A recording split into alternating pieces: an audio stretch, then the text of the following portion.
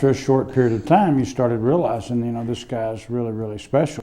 Today on UT Today, he's a football legend and Evolve for Life. We look at Peyton's impact on UT. And it's almost election season. We take a look at the problems some students are facing as voters.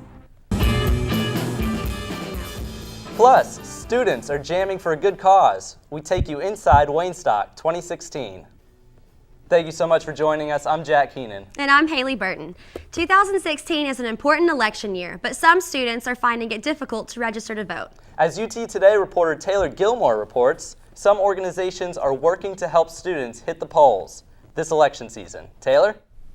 Thanks, Jack and Haley. Yeah, that's right. The presidential elections are fast approaching, and for some UT students, voting isn't as easy as you might think.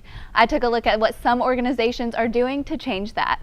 I had this problem last year because I couldn't vote when I was 18. About 4 million people turn 18 every year in the U.S., but for students like UT sophomore Micah Carr, that doesn't guarantee they get the chance to vote.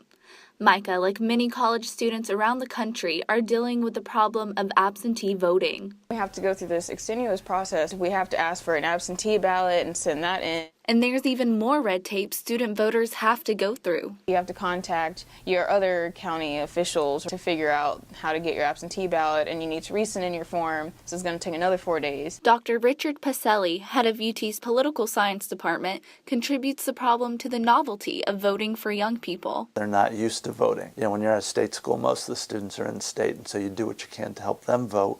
For the out-of-state students, they have to take more initiatives. Luckily, campus organizations like SGA and the Baker Center are working to alleviate these problems. Organizers here at the Baker Center are making it easier for students to register to vote and learn more about their presidential candidates. The Howard Baker Center hosted a Voter Palooza event to inform students about the voting process and upcoming presidential elections. Baker Ambassador Morgan Chance is a huge part of this effort. She says the main goal is to get students registered in Knoxville. Students can also register to vote. We'll have registration forms out there. We'll make sure to inform them that the deadline has passed for the primary, but they can still register for the general election. These events have helped students like Micah feel like they finally have a voice. So I think they're doing a great job with making sure students know that it's like the process doesn't have to be super long, and there's someone there to help you answer any questions you have. Despite all the setbacks they may face this election, Micah still encourages her fellow students to get out there and vote. You just never know what can happen in the future. For UT Today, this is Taylor Gilmore reporting. And one of the main things students should remember is election deadlines. The registration deadline for this year's presidential elections is October the 11th. Back to you guys at the desk. Thank you, Taylor. If you're turning to your heater for some extra warmth this winter season, there's something to keep in mind: carbon monoxide poisoning. As UT Today reporter Lindsay Limerick reports, Fort Sanders could be a problem area for this silent but deadly killer. Carbon monoxide, the odorless, colorless gas, kills over 400 Americans a year, according to the CDC. CO poisoning is responsible for putting 20,000 people in the emergency room every year. There are many things that can cause CO to be released in a home. Gas stoves, dryers, and space heaters are all common causes. The risk of CO poisoning is especially high in the winter, since most people are trying to stay warm with their appliances on and their houses closed up. Blake Foster, a rural metro firefighter, deals with CO calls just about every week during this time of year. He says awareness is the key to being safe. Foster says that garages are to blame for many calls. People like to turn their cars on in their garages and leave them on.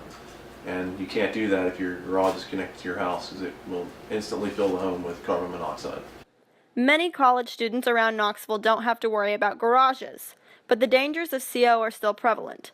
Foster says any house with a home security system most likely has a built-in CO detector. But in a popular place to live as a student, the Fort, for example, several homes don't have security systems. So it's important to know the causes of CO. As for heaters, shy away from anything gas-powered. You're going to want to look for electric heaters like this one. They're going to be less powerful, but they're also going to be a lot safer in the long run. If you have a gas stove, the flame is always supposed to be blue. If you turn on your stove and see a yellow flame, turn it off and call an appliance technician immediately. Dryers are common culprits as well. While these units are hooked up to vent outside, lint can commonly clog the hoses and cause a buildup of CO. Be sure to get those appliances serviced once a year to keep them safe. Now, if you are a UT student, there's a good chance that you might live in the fort. If you do think that carbon monoxide is loose in your home, go ahead and call 911. Chances are, the station behind me will be the one to respond. Foster says the best step to take would be to buy a CO detector. They're pretty cheap and easy to install. He says it's not worth the risk to chance it. And it's not a bad idea to get a detector because, like I said, you could be asleep and it happened and you're going to wish you had that detector because you might not wake up. Reporting for UT Today, I'm Lindsay Limerick. Thank you, Lindsay. If you're worried about the possibility of carbon monoxide in your home and you live in the city of Knoxville, there's good news for you. Simply call 311 and you can get one for free. East Tennessee is suffering a drug addiction battle that has only gotten worse with time. As UT reporter David Ball reports, it's often prescribed drugs that lead people down the road to addiction. I think about you even when I can't hear your voice is exactly how I feel about him. Darian Stetzel is like any other young woman. She works full-time and is pursuing her degree. And growing up, Darian says she was certainly a daddy's girl. He was always getting in trouble with me. We were always doing things together. He was like my best friend. Her dad, Donnie Stetzel, a name well known among the pool halls of East Tennessee and around the country. My dad was known for being one of the best there. Until eventually, nobody wanted to play him because he was going to take their money. And so everybody knew kind of what to expect, that you weren't going to win against Donnie. And while he didn't have a problem taking down opponents in pool, Donnie's biggest struggle, one he kept secret for years, his addiction to prescribed pain pills. It started when Donnie had problems with kidney stones, and that's when he started getting prescriptions for many different types of pills, leading to an addiction that put Donnie in and out of rehab and eventually through a divorce with his wife. Donnie wasn't the only one struggling. The addiction to prescribed pain pills is now considered an epidemic. According to the Tennessee Department of Mental Health and Substance Abuse, over half of young adults now say they use prescribed pain pills as their number one drug of choice. An even more startling statistic, heroin overdoses have now increased by 35%, with 4 out of 5 heroin users say they started out on prescribed medications. Oxycodone, hydrocodone, he was taking Xanax, he was taking Somas, he was taking several different things. His addiction to pain pills came to an end one night, but it wasn't the ending his daughter was hoping for. He woke back up at some point through the night and took something else and started to vomit, and his face was flat to the floor. He died of asphyxiation, so essentially he suffocated from drowning on his own vomit. Many experts say this addiction is now a disease, and the best way to fight it is to learn more about it and simply keep your medications out of sight and locked away.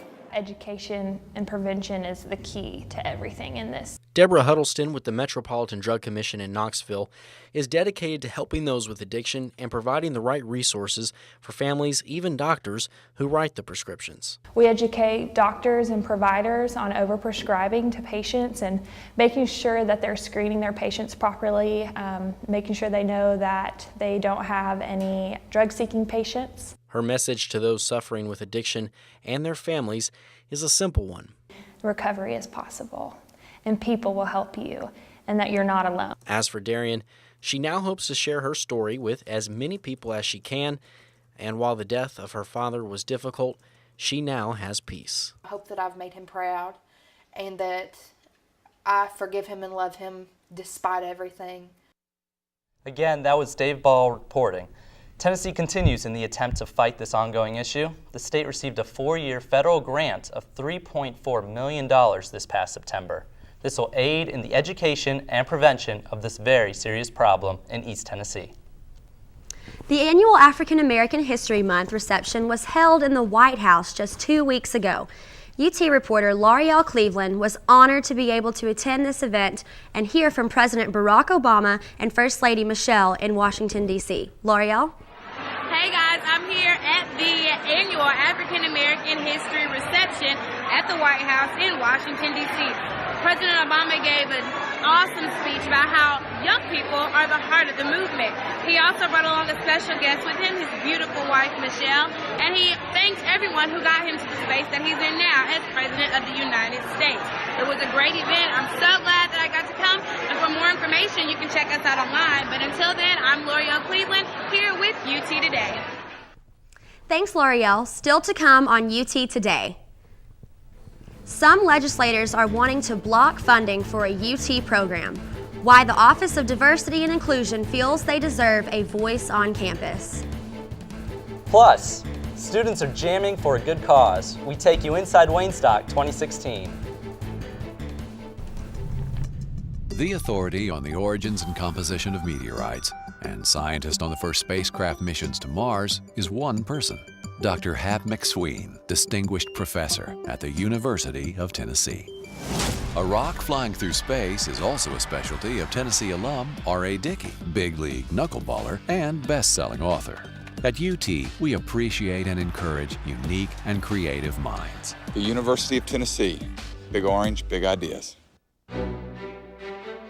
My favorite part about being involved and being a part of the Vol family is that we're one Tennessee. Being from Tennessee and being able to go to school at the University of Tennessee was an honor for me. My scholarship means so much to me. It's really a blessing. My message to the Tennessee Fund donors would be just to say thank you for giving me the opportunity to pursue my dreams. We appreciate everything that you guys do for us. Thank you so much. It really does mean a lot to me and my teammates. Vol fans, there's one penalty that is not reviewable. Where's your orange? It's Friday. And you're not wearing orange. You gonna really come out here with no orange on? Do not forget to support your Vols by wearing your orange on Fridays. Got to be kidding me. Show us your orange and avoid getting a penalty flag thrown your way on Big Orange Friday. Welcome back. With Tennessee legislature discussing cutting funds for the University of Tennessee's Office of Diversity, I went out on campus to find out what people think about the future of the office. Students are saying we have to make the gears of the machine stop in order to change and make change. Diversity at the University of Tennessee has been the topic of conversation.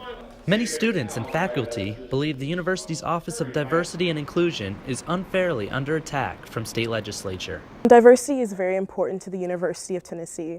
Maintaining a presence here definitely affects not only the people who were hardly able to get in. There's a lot of programs that help people with low ACT scores because we do come from underprivileged backgrounds. Other students don't see why the Office of Diversity should continue to receive state funding when the money could be used for other purposes. I don't see how the use of that much money can be used to curtail social issues that could be, discussion-wise, I don't see how throwing money at the problem is going to make it go away. So that money could be used better elsewhere. Now, Tennessee students have used a variety of tools, including the Campus Rock, to support or criticize issues on campus. Topics such as gender-neutral pronouns and diverse holiday parties have been controversial subjects surrounding the office.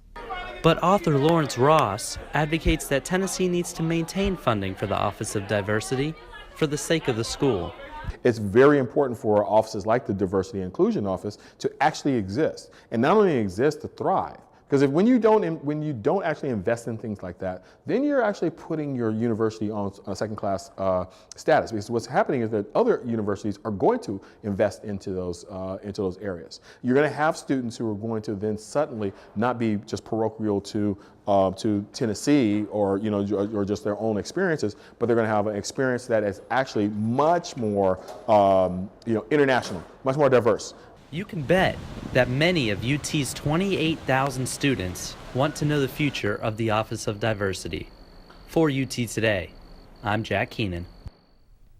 Now, reports show the University of Tennessee spends about $5.5 million every year on diversity programming. This means a lot of free money would open up if the state does decide to cut funding for the office. For some students at the University of Tennessee, having money for food is a problem. But now a new program is helping hungry Vols in need. Over $500 was raised to fund the project, which already has several applicants. Students can donate the 5 guest meals they have per semester to the meal bank. You can donate one meal or all 5 at once on UT's website. Big Orange Meal Share was introduced earlier this semester by the Office of the Dean of Students. Many students see this as an opportunity to help a fellow Vol. What it was all about, but the more I kept reading about it, the more I felt like it was a good program to give to. So all of a sudden they're realizing that they don't have a job, and so their primary source of money is gone, and so they need something to kind of bridge them in this gap. Other universities around the U.S. are also adding meal banks to help students in need. Anyone interested in helping with the project can visit the Dean of Students website. Live music, food, and even massages, it's all part of Waynestock. The festival brings out Knoxville's best local musicians, and it's all for a good cause. UT reporter David Ball shows how UT students are able to get involved.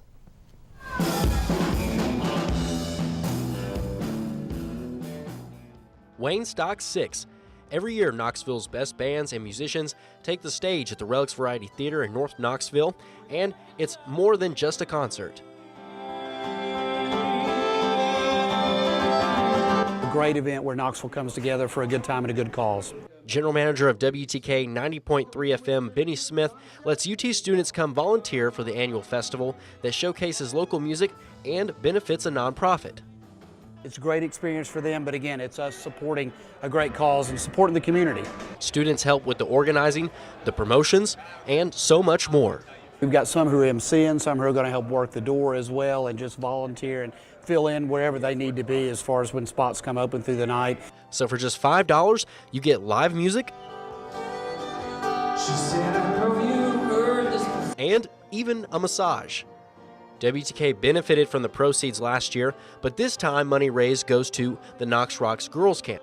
It's going to fund instruments and facilities and all kinds of materials for creative stuff. Rachel Gurley is a coordinator for the camp and says it's designed to teach young girls how they can become rock stars. It's empowering young women and knowing that these girls will possibly grow up in the community and want to do the same thing for other girls and know that they can do it without having to rely on men. The Girls Rock Camp lasts for 1 week this summer. For more information on how you can become a WTK volunteer, visit WTKradio.com. For UT Today, I'm David Ball. That's pretty cool. Now, Waynestock happens every year at the Relics Variety Theater, and each year a new nonprofit is selected to benefit from the festival. Now, still to come here on UT Today, he's a football legend and a Vol for life. We look at Peyton's impact on UT. Plus, the dance team returns to campus with another national title under their belt. How the unfunded university group was able to make it to the top. My favorite part about being a Vol and being a part of the Vol family is that we're one Tennessee. Being from Tennessee and being able to go to school at the University of Tennessee was an honor for me. My scholarship means so much to me. It's really a blessing. My message to the Tennessee Fund donors would be just to say thank you for giving me the opportunity to pursue my dreams. We appreciate everything that you guys do for us. Thank you so much. It really does mean a lot to me and my teammates. Vol fans, there's one penalty that is not reviewable. Where's your orange? It's Friday. And you're not wearing orange. You gonna really come out here with no orange on? Do not forget to support your Vols by wearing your orange on Fridays. Got to be kidding me. Show us your orange and avoid getting a penalty flag thrown your way on Big Orange Friday.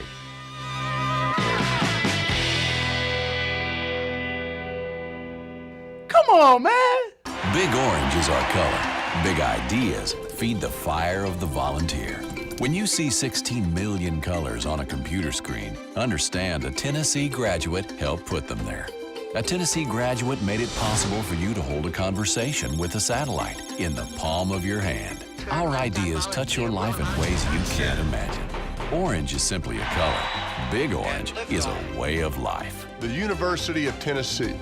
Big Orange, big ideas. Welcome back. Channing Murphy has our UT Sports Roundup this week. Channing?